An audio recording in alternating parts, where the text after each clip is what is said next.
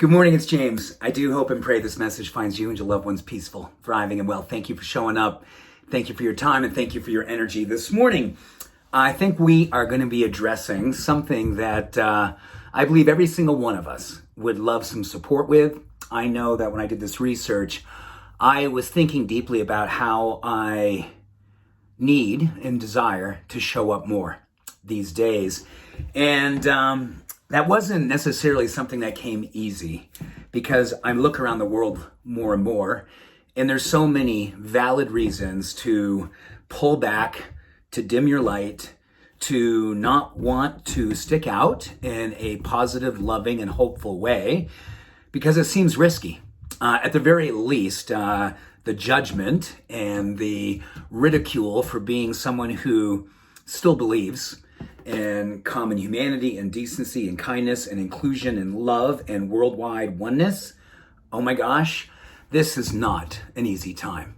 So I want to put together a list, which I did, of all the things that we can do to fortify our faith, fortify our tenacity to cling and stand for and persist and even resist the pull into the drama or into the darkness or into the fear, and continually stay with what you know to be true for you. That you are alive to the degree that you serve, and that when you are willing and able and choose to continually show up heart first, it changes the world. It changes everyone around you, and this is the great work of our lifetime. I've been here 59 years, not here in this treehouse, but 59 years on the planet, and there's no question I have never never seen times like these, where when I was studying medicine, I used to think a lot more about, things such as vitality and well-being and, just fortifying the earth suit so that you could navigate, just regular life. Well, it's no more a regular life anymore. It requires so much more vitality and so much more grit and strength and just sort of physiological neurochemical optimism. So these 10 things have been shown to turn on certain genes, which are associated with not only just longevity and health and well-being, but also help us with mental health and resilience and fortifying and awareness and you name it, turning on the genes that make us to be super at our lives when it's very easy to acquiesce to, I don't want to even call it average, because the average right now isn't working. We have to rise up, and we have to give ourselves permission to be the change we wish to see and be in the world. So quickly, 10 things.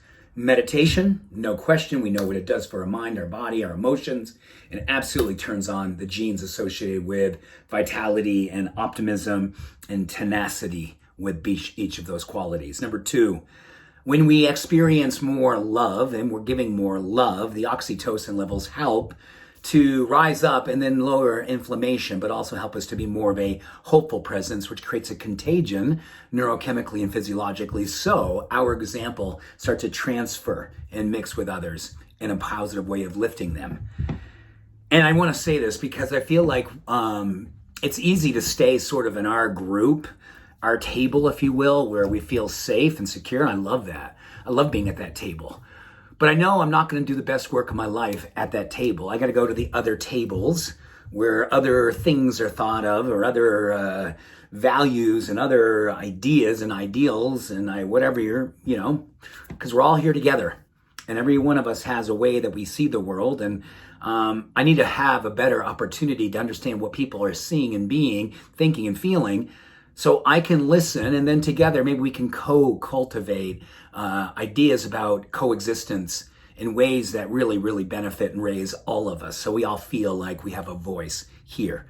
It's critically important. It can't be us and them. There's no such thing as others. We are all together. We have to be all together to get this to be moving in a direction where we survive these times and just thrive in these times if possible. Number 3, life satisfaction, which simply means taking enough action in your life. I think this is what this is all about. Taking enough action in your life. Number 4, creativity. Oh, this is going to be so cool. This is about doing anything that ignites your inner artist and brings it out, because studies show that when we do that, it is a genetic expression of awesomeness. Getting outdoors lowers cortisol, raises other neurochemicals associated with faith and fearlessness and courage and belief. And yes, when we go from the woods and out into the world, we tend to be carrying that energy with us. Number 6, give yourself permission to decorate your life with people who appreciate you and see your gold, because studies show that actually brings your genes into a much more vital expression of life and living. Number 7, every single day, if you are willing, you can do this. Be open to the idea of creating and letting yourself put forth long-range goals, because long-range goals literally neurochemically change our brain, they change our body, they change our expression, they change the way we go out in the day. Number 8, move your body. Motion is medicine. Movement is medicine. All motion creates positive emotion. And oh my goodness, taking a walk in the morning, doing what you have to do to raise your heart rate, break a sweat so that you can go out there and break through. Break a sweat so you can break through and be that change. Number 9, give yourself permission to have non-negotiables that are deeply and beautifully uncomfortable. All of this probably has at least one or two, maybe of all these things, feel uncomfortable.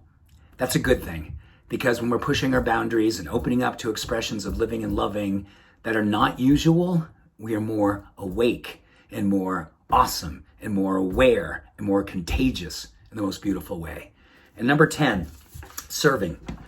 See your expression of life and the way that you lead it, potentially in alignment with these practices, as a way of serving.